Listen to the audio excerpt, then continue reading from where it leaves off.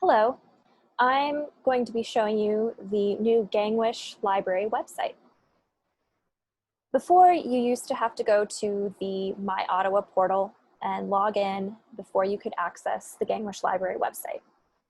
Now, you can go directly to ottawa.edu and find it by going to the Academics tab here and the GangWish Library resources.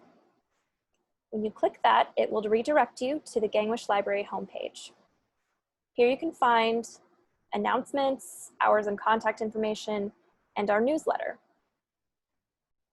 You can also find resource search. This is a feature that gets used a lot. You will be needing to find journal articles or other resources for papers that you write. So when you scroll down, you will find several different ways to find different resources. The library catalog will help you find things that are in the physical library, so books and DVDs, things like that. WorldCat Discovery will show you not only what the GangWish Library has with books, but also what other libraries have as well. The research databases are where you can find journal articles. So when you open that, it will give you different options of ways to search the databases. If you know which database you would like to use, there's an A to Z list, so you can click on that and just scroll down to the database of your choice. If you have a subject area but don't know a specific database you need, you can browse by subject area.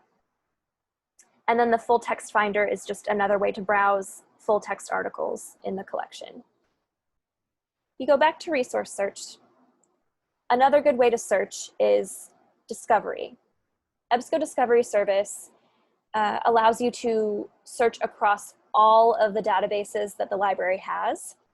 So if you don't really know which resource you want to use specifically, this can be a good way to get started on your research. So when you click it may ask you for a login. I'm currently logged into My Ottawa, so it'll just ask me to continue. But if you're not logged in, it might ask you for your My Ottawa login to authenticate it. And once you put in your information, click continue and it will take you in. And it will look like this. And you can search, and I will make another video showing you how to do search and to narrow your search and get specific results. You can also access these open access journals, which are free to use full text journals that are just available online. Another area of the website is the services and policies. So there are different library policies that you might need to know about, such as how long you can check books out. You can find that information here. You also might want to borrow a book that we don't have. If that's the case, you would click interlibrary loan and we can borrow from another library for you. And there's instructions there on how to do that. These other two resources are for faculty.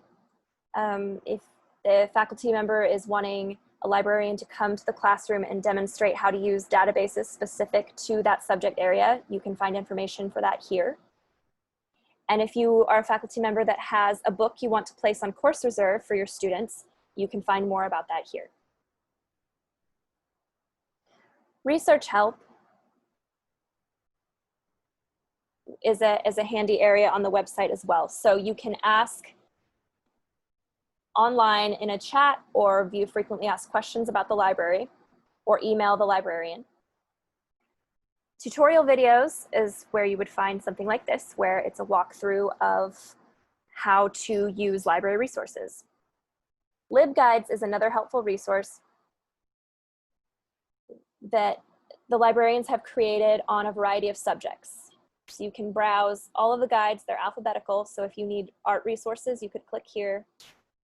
Or if you're wanting information on data science, you could click here. There's a lot of subjects to choose from. You can also find help on citing sources. When you click that, it will redirect you and you can select your citation style. Depending on what class you're taking or what the requirements are for your paper, you would click one of these and it would take you to, for example, with APA, it will take you to this helpful guide that has information about the newest publication manual, sample papers, and other helpful tools.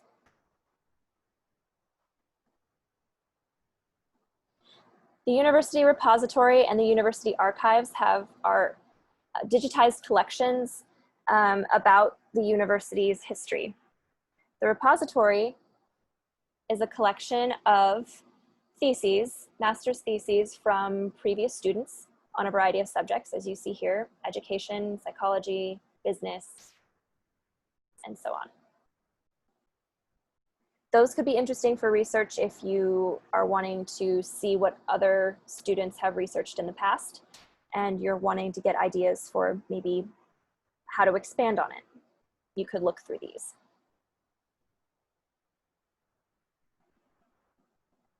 The information literacy course is for faculty. This will direct you to information on how to incorporate information literacy practices into your subject area. And finally, the archives. This is a lot of unique historical information about the college. There are lots of interesting collections that they have on different organizations and different people that are important to the university. This is a really interesting collection to browse if you have the time. There's lots of interesting photographs and artifacts all about Ottawa's history. This was just a quick rundown of the website. And to get back to the homepage, you would click this image here in the left-hand corner. And it will take you back to the Gangwich Library homepage. We hope you find this new website easy to use and easy to navigate. But as always, if you get stuck and need help finding something, you can find our contact information here and reach out to us.